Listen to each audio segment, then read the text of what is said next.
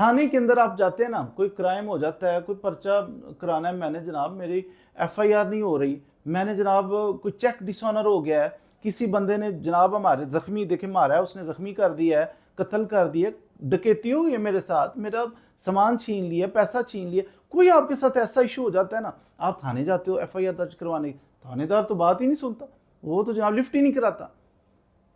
Normally याद रखिएगा, अगर तो कोई ऐसा ऑफेंस है, खुदा न खास्ता कोई मर्डर हो गया है, कोई इस तरह का सीरियस ऑफेंस है ना, तो सुनते हैं थानेदार।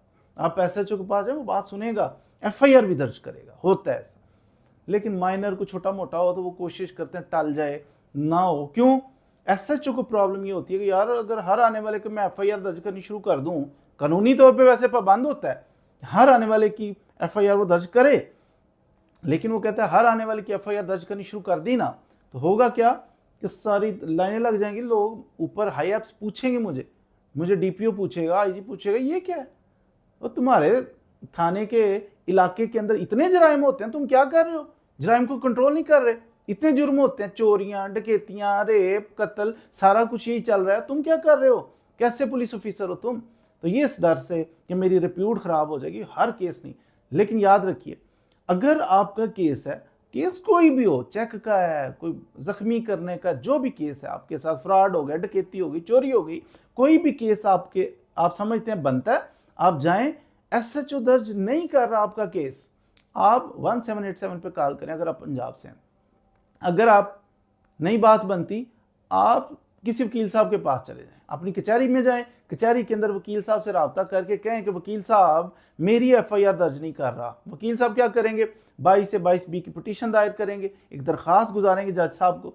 जज साहब फिर पुलिस वालों को बुलाएंगे, आ जाओ भाई बताओ, ये देखो उसका ये इल्ज़ाम है, ये उसके साथ जुर्म हुआ है, आप उसकी एफआईआर ही नहीं दर्ज कर रहे। पुलिस वालों से रिपोर्ट तलब करेंगे, पुलिस वाले बताएंगे कि क्यों नहीं दर्ज कर रहे, और अगर जज साहब समझते हुए कि इसकी एफआईआर बनती है, जज साहब ऑर्डर करेंगे, उसको बाउंड करेंगे, पाबंद करेंगे पुलिस वाले को, जाओ इसकी एफआईआर दर्ज करो, जबरदस्ती वो उसे दर्ज करनी पड़ेगी।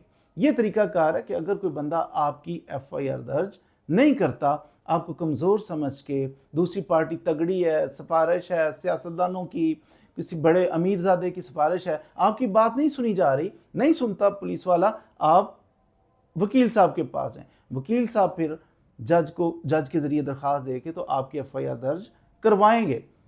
जज ऑर्डर करेगा कि इसकी एफआईआर दर्ज करो। फिर भी अगर वो जनाब अकड़ गया, वो कहते हैं नहीं नहीं, थानेदार कहते हैं मैंने नहीं दर्ज करनी, फिर भी अदालत का ऑर्डर है, आप तो इन्हें अदालत दे दें।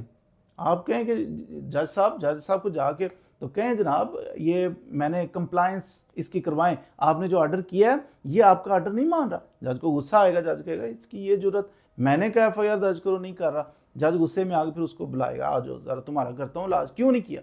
बाद सूरतों में जज गुस्से में आके पर्चे का ऑर्डर दे देते हैं उस पुलिस वाले पे कि जो एफआईआर दर्ज नहीं कर रहा था। तो इसलिए आप कभी भी खामोश होकर बैठ ना जाएं। आपके साथ जुल्म हुआ है तो आप थाने में जाएं, थाने में बात नहीं सुनी जा रही आपकी, आप अदालत में जाएं, कानून की राह आपके लिए हमवार है, तो आपकी एफआईआर भी होगी, आपकी दादरसी भी होगी। हर जगह पे सिफारिश नहीं चलती। अगर थाने के अंदर आपकी मुखालिफ पार्टी की बात सुनी जाती है, चल गई उसकी बात, अदालत में नहीं चलेगी। तो इसलिए आपके पास ये फोरम है, अगर एफआईआर दर्ज ना हो तो फिर आप अदालत के जरिए, वकील साहब के जरिए एफआईआर दर्ज करवा सकते हैं।